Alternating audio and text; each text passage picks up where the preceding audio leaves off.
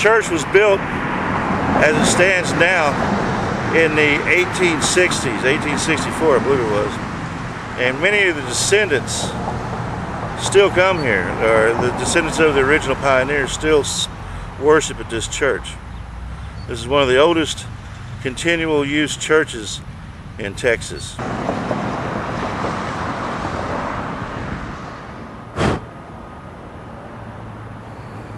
Today I'm in this marble orchard.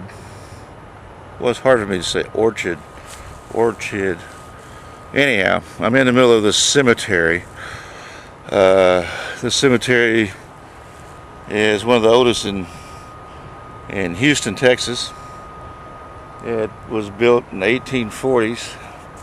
Most of the graves here, well, there's a lot. Gravestones. The language on most of the gravestones here are written in German. At least the ones from the turn of the century or the last century, 1900s, and the 1800s are all written in German. This is a large German settlement in the Spring Branch area of Houston, Texas. And so you'll see, whenever you go around to these graves, you'll see a lot of them written in German, and a lot of them have fallen down and they've just been left alone, or like they've fallen and placed back on top of the grave. So this is a very, very old cemetery for Houston. Now, one of the strange things that, which I'll come to here in a minute, is something that happened to me several years back, about 20 years ago, and I'll get to talking about that here in a minute.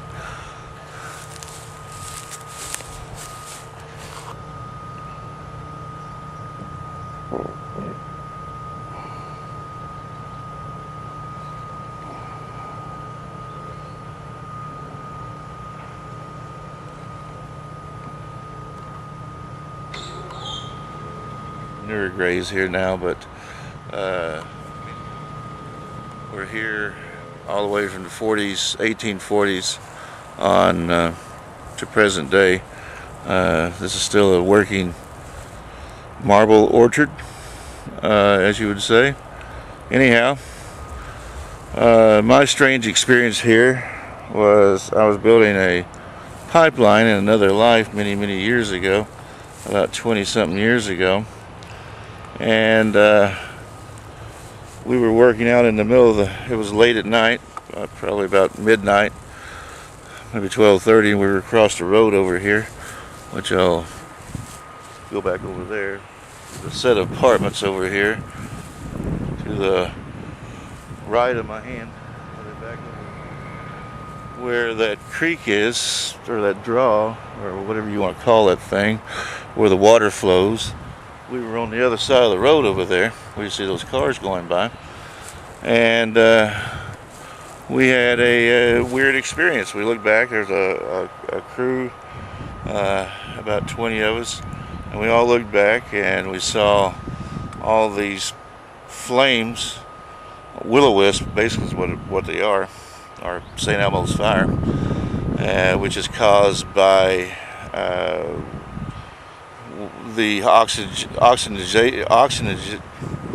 It's caused by gases being released from decaying flesh or plant life or whatever from a grave. And so this came up, and it would, when it hits the oxygen or the air, it explodes and causes a fire.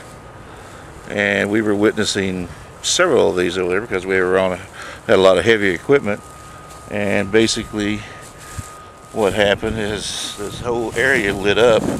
Almost all these graves started coming up with fire, and there was probably, we saw maybe 40 or 50 graves light up in the middle of the night. Ooh. Needless to say, the crew that I was working with refused to come back.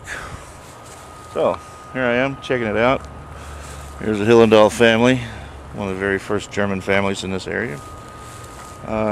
So much for that. Let's check it out. As I was stating before, Everything's written in German on the stones, almost all of them. So we're in the middle of a German cemetery in Houston, Texas.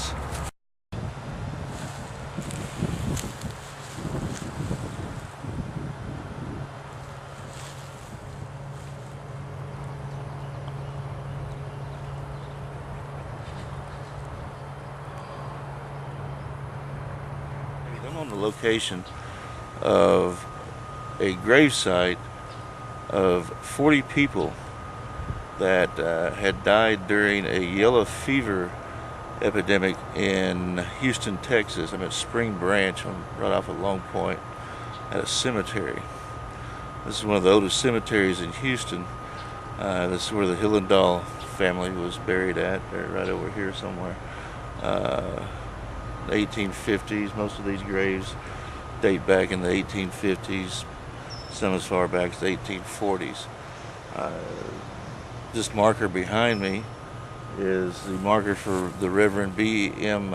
Hellfinger and the 40 victims of the yellow fever epidemic that struck this area. They're all buried in this area right in here.